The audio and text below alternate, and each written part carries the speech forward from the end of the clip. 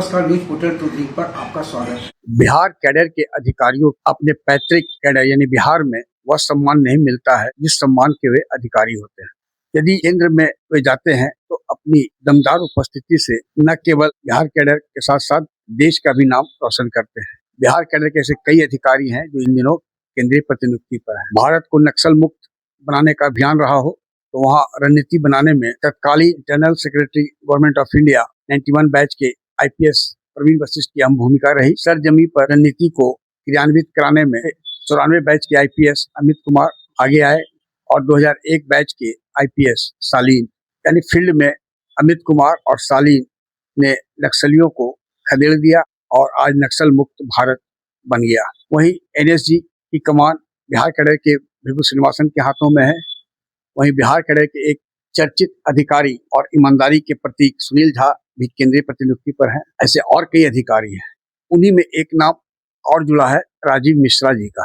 Rajiv Mishra CBI deputation पर थे तो उन्हें राज्य सरकार ने वापस बुलाया, पटना SSP बनाया और DIG में प्रोन्नत होने के बाद बतौर 1 साल तक उन्हें पदोन्नत करने के बाद भी SSP पटना के रूप में कार्य करने दिया।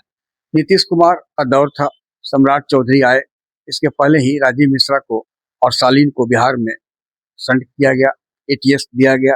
सालीन बिहार से चले गए और CRPF में IG बनाकर फील्ड में उन्होंने अपनी उपयोगिता को प्रमाणित किया। इसके पहले भी सालीन NSG और SPG में बतौर SP और DIG रह चुके थे। राजीव मिश्रा की प्रतिनियुक्ति दिल्ली में हुई, फिर उन्हें बोकारो में CISF का DIG बनाकर भेजा गया। लेकिन पिछले महीने धनबाद में कोयला चोरी और अन्य मामलों को लेकर गृह मंत्रालय में बैठक हुई।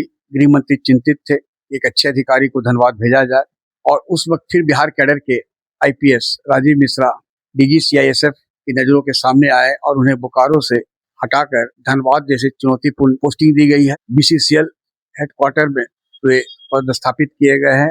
यह हुआ कि पहलू बिहार कैडर के IPS अधिकारी अपनी योग्यता को जब मौका मिलता है तो प्रदर्शित करने में पीछे नहीं हटते। लेकिन दूसरी पहलू यह भी है, इनकी पारिवारिक जीवन को देखें तो उथल पुथल का रहता है। कभी बोकारो फिर धनबाद। उसी तरह आप सालीन को भी देखें या अमित कुमार को भी देखें तो कहाँ दिल्ली और उसके बाद फिर रायपुर और फिर जंगल पहाड़। तो बिहार में आज भी ऐसे कई अधिकारी हैं जो केंद्र जाना चाहते हैं लेकिन राज्य सरकार उन्हें निर्मित नहीं कर रही है। क्या इसके पीछे क्या कारण है कि एक से एक अच्छे अधिकारी बिहार छोड़कर केंद्र में जाने को उत्सुक हैं? क्या है इसके पीछे कारण, यह तो समय बताएगा और इतिहास में जब लिखा जाएगा तो इसकी चर्चा अवश्य होगी। आग्रह है कि इस वीडियो के लिंक को लाइक, शेयर, सब्सक्राइब अवश्य करें। धन्यवाद।